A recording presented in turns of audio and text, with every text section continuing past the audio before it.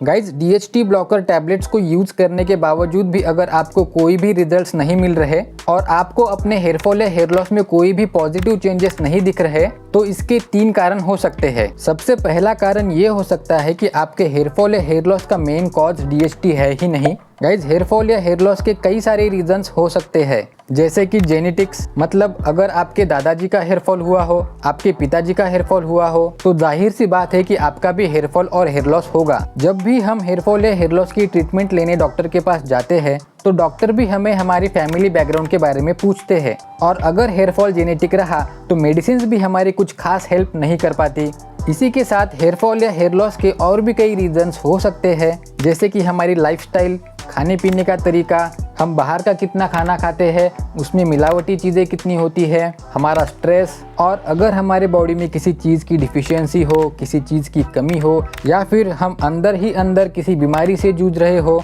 तो उस वक्त भी हमारा हेयर फॉल हो सकता है। कई बार हमारा हेयर फॉल इस चीज़ का भी इंडिकेशन होता है कि हमारी बॉडी में कुछ चीज़ें इम्बैलेंस हो रही है, और इसी इम्बैलेंस को इंडिकेट करने के लिए हमारा हेयर फॉल होता है। तो बिना अपने हेयर फॉल के मेन कॉज को जाने, अपने हेयर फॉल या हेयर लॉस को डायरेक्टली DHT के साथ कनेक्ट करने से और बिना कुछ सोचे समझे DHT ब्लॉकर टैबलेट्स का यूज करने से आपको DHT ब्लॉकर टैबलेट से कोई खास रिजल्ट्स नहीं मिल सकते। गाइज DHT ब्लॉकर टैबलेट्स के रिजल्ट्स न मिलने का दूसरा कारण ये हो सकता है कि आपका ब्लड सर्कुलेशन अच्छा नहीं है। मान लेते हैं कि आपके हेयर फॉल और हेयर लॉस का मेन कॉज DHT है, पर अगर आपका ब्लड सर्कुलेशन अच्छा नहीं है, स्कैल्प के एरिया में ब्लड सप्लाई अच्छी तरीके से नहीं हो पाता या बहुत कम होता है, या फिर आपका ब्लड प्रेशर काफ़ी फ्लक्चुएट होता रहता है, तो इसी वजह से बालों के रूट्स तक इम्प्रॉपर ब्लड सप्लाई के कारण बालों को ब्लड में से रिक्वायर्ड न्यूट्रिएंट्स एब्जॉर्ब करने का मौका नहीं मिल पाता, और DHT ब्लॉकर टैबलेट्स काम करने के बावजूद भी हमें इसके कोई भी रिजल्ट्स नहीं मिलते।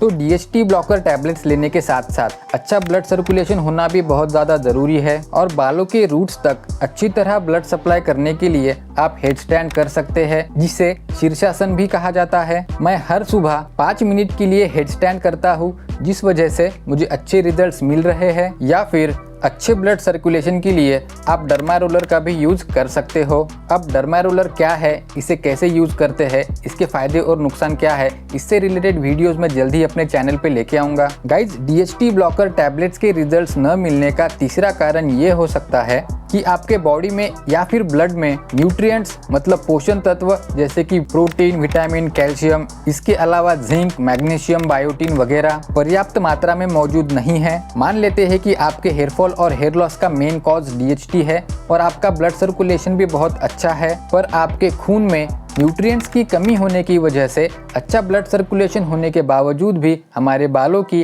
डे टू डे न्यूट्रिएंट्स की रिक्वायरमेंट पूरी नहीं हो पाती, और इसीलिए हमें अच्छे रिजल्ट्स नहीं मिलते। कई बार हमें शुरुआती दिनों में रिजल्ट्स मिलते भी है, पर कुछ समय बाद रिजल्ट्स मिलना बंद हो जाता है, हेयर फॉल फिर से शुरू होता है, और कई बार तो हेयर फॉल पहले से भी ज़्यादा होता है। हो सकता है कि DHT ब्लॉकर टैबलेट्स काम कर रही हो, नए बालों की ग्रोथ हो रही हो, पर हमारे खून में न्यूट्रिएंट्स की कमी के वजह से हम नए बालों को सस्टेन नहीं कर पाते और उनका भी हेयर फॉल हो जाता है। तो नए और पुराने दोनों बालों को लंबे समय तक सस्टेन करने के लिए आप अपने डाइट में फ्रूट्स, बायोटिन युक्त वेजिटेबल्स, सैलेड, प्रोटीन के लिए एग्स और कैल्शियम के लिए दूध को इंक्लूड कर सकते हो, या फिर डायरेक्टली हेयर मल्टीविटामिन टैबलेट्स भी ले सकते हो। पर जिस ब्रांड का DHT ब्लॉकर आप यूज कर रहे हो, उसी ब्रांड का हेयर मल्टीविटामिन आपको यूज करना है, ताकि साइड इफेक्ट्स का खतरा ना रहे। सो गाइस, ये थे 3 ऐसे कारण जिस वजह से आपको DHT ब्लॉकर टैबलेट्स के रिजल्ट्स नहीं मिल सकते। इनके अलावा और भी कई ऐसे कारण हो सकते हैं, पर आपके हेयर फॉल या हेयर लॉस का मेन कॉज DHT नहीं है, तो आपको DHT ब्लॉकर टैबलेट से कोई भी रिजल्ट्स नहीं मिल सकते।